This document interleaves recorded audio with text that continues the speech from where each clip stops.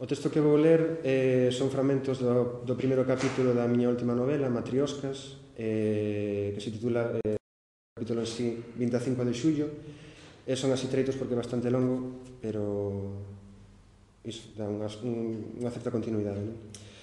Comeza así: os paxaros, seguro, non se senten tan atafegados polas dúbidas existenciais, polos problemas, se callar porque ven o mundo tal e como é, porque se fixan nos detalles mellor que calquera outro ser que habita este mundo. Tomemos, por exemplo, ese gavián. Ese gavián sobrevoa o ceo, tranquilamente, sen preocupacións. Hai uns momentos que almorzou un ratiño e xa non precisa de máis nada. Decide baixar e pousar unha pola de eucalipto. Diante del ten unha estupenda vista dunha cidade, esa masa de pedras e tixolos nos que, segundo o paxaro, os humanos teiman en malvivir. Finalmente, o gavián despega da pola. Non tarda en gañar a altura e en pôr a cidade baixo os seus pés. Se fora un gavián curioso, baixaría e iría a ver que cousas novas lle podería ofrecer.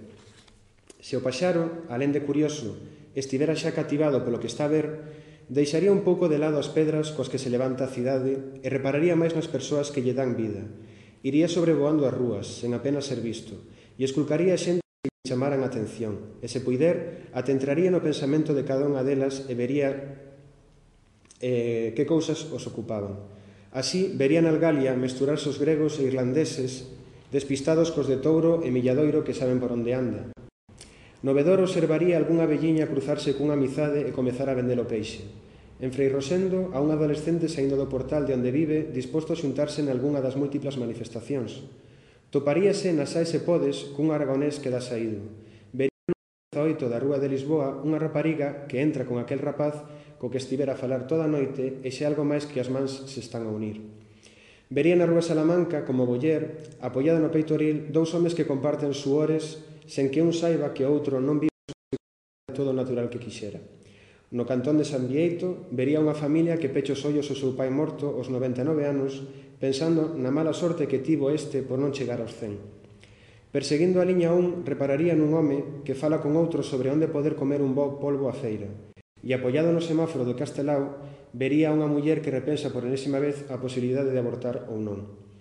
Este paxaro, desbordado pola súa curiosidade por saber máis, proseguiría polas casas e polos predios, polas terrazas e polas bufardas. Porén, acordan as badaladas da berenguela. Non sabe o que lle pasou, a que deu ese querer saber cousas dunha raza que non é a súa. Que carallo, ese saber cousas en xeral. A tolería transitoria xa lle pasou. Xa non quere saber. Ele é un simple paxaro. Non lle preocupa nada. Só esa fame que volve sentir. A ver que cae agora. Desde o tellado da Rúa Nova ve o ceo que chama por el insistente. E el acode a chamada. Atrás queda a xente, coas súas vidas. Atrás queda a Compostela que vive, a Compostela que morre. Compostela, a mesma Compostela de Libredón, a mesma Compostela de Xelmírez, a mesma Compostela dos 1000 últimos 25 de xullo, tan igual e, por suposto, tan diferente.